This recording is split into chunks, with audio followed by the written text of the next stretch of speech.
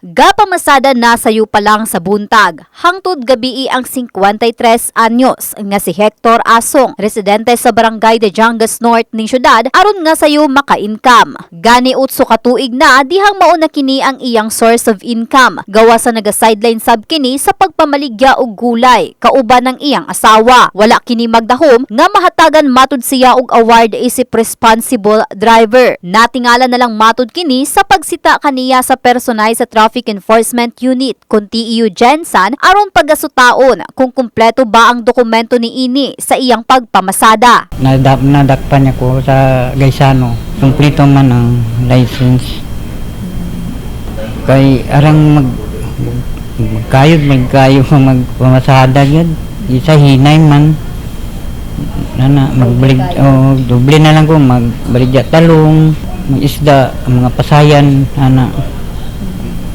Mapasalamaton kini sa pahalipay nga hatod kanila sa otoridad.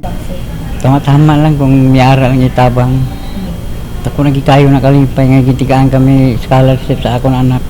Matud sa labaw sa TEU nga si Police Major Oliver Paoya, usam matud kini sa ilang pamaagi karon aron nga ang mga biyahero sa syudad musunod gayud sa balaod trapiko nga kumpleto ang mga dokumento ingon man ang pagsunod sa mga insaktong pamustura kung mubiyahe. Gani ang ilang ginahimo karon nagapanakop og mga driver nga kumpleto ang dokumento aron nga maawardan. Gawas ni ini mamahimong maka-avail og scholarships ang ilang anak nga magkolehiyo gikan first year hangtod nga makagraduate ug usa sa ilang nakitaan nga maayong ehemplo mao si Hector. Na-stop nung tao ko yung tricycle nila na ito.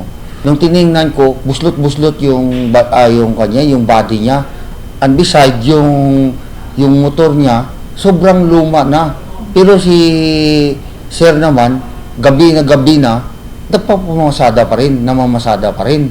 And it's so happy na mayroon siyang anak din na mag-aaral ng first year college. So, ito, bibigyan namin na ma-priority na, although close na nga kami sa ino-offer namin na scholarship. Kaya nga, kay Ma'am Sara Manila, may pakiusap ako na ma-include ito sa magiging scholar natin. At ako nang bahala maghanap ng 2,000 allowance niya until such time na makapagtapos siya sa kanyang pag-aaral. Gawas sa scholarships nahatagan kini og usa ka sakong bugas nga maoy giuli nilang Hector kauban ng iyang pamilya. Ikaupat na matud pa si Hector sa mga driver nga nahimong responsable gayud nga ilang nakit-an. Lauman na lang ni Pauya nga daghan pang driver ang ilang masuta nga maoy mamahimong example sa syudad nga sundon sab sa uban.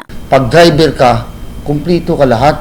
Mayroon kang lisensya, mayroong franchise yung motor mo, mayroong updated yung registration ng sasakyan mo, and besides, nakasapatos ka. Tapos hindi ka nakashort. Kasi ito yung napag-usapan doon sa sanggunian. So, ito yung one way para encourage yung ibang driver na magiging responsable din. Gawas ni ini naglaom na lang ang maong opisyal nga daghan pang mga kabatanunan nga manugkolehiyo ang mahatagan og scholarships. Tumong matud ni ini aron mahatagan og maayong kaugmaon ang mga kabatanunan ug malikay sila sa pagkalambigit sa mga illegal nga binuhatan. Para talaga just to state na ma-augment doon sa mga gastusin na para makapagtapos siya. Kini si Russell Jean Mantile in the heart of changing lives. Brigada News.